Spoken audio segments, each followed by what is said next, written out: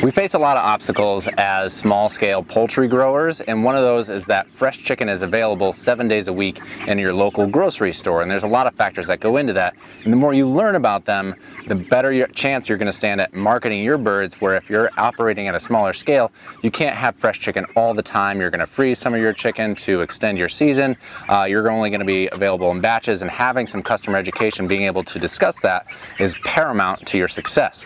Now, today's video is all about how fresh chicken in the store is not actually that fresh, and the more you know about this, the better off you're going to be.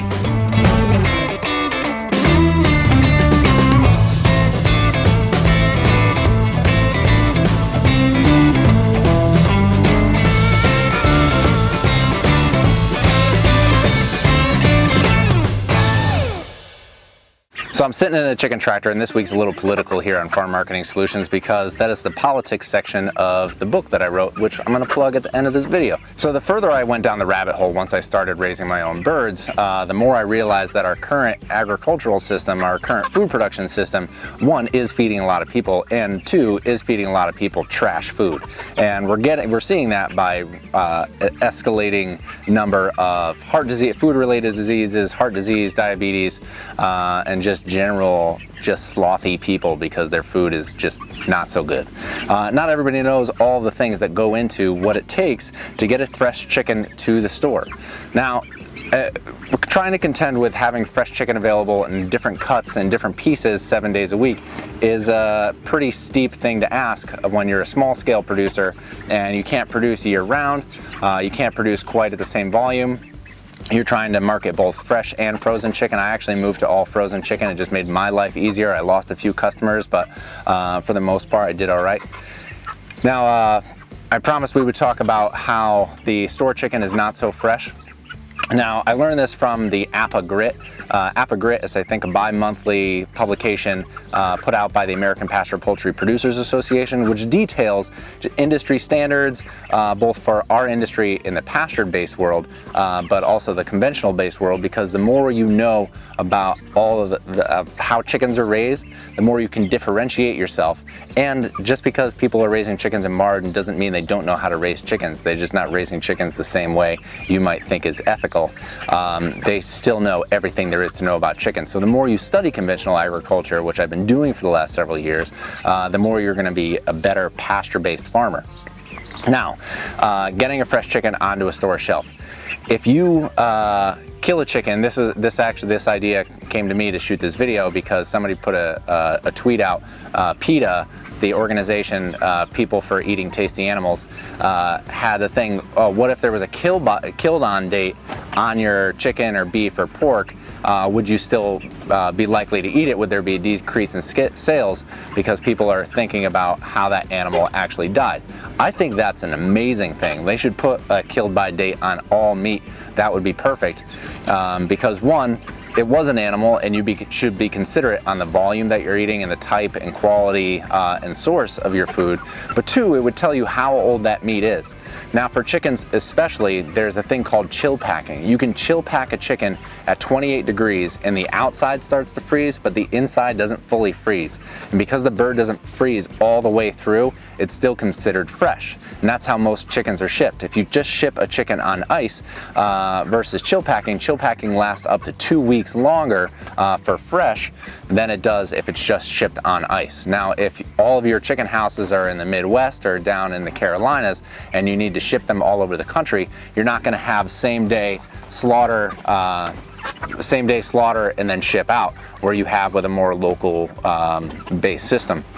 You're going to need those birds to go through a facility, be graded, be packaged, be shipped on a truck, be put in a store, be stored in a store, and then be put on the shelves as fresh chicken.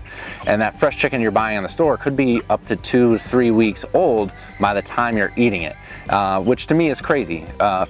For the systems that I've used through the past and where I market my value to my customers is that I only kill certain days of the year, and I let people know so they can get fresh chicken that was pasture raised on those days. Otherwise, I freeze, because I freeze the bird within 2 days of it being slaughtered. Like I'll slaughter them, and then over the next 2 days I either sell them and I freeze them.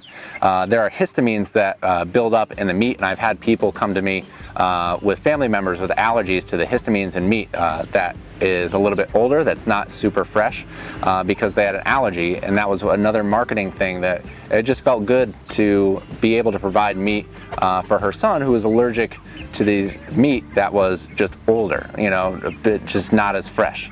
So all this in summary, meat that you buy in the store can be up to 2 to 3 weeks old and still marketed as fresh, where you know the kill date, you know the farmer, you know your food, if you're marketing it and packaging it and producing it and slaughtering it all within that same small region.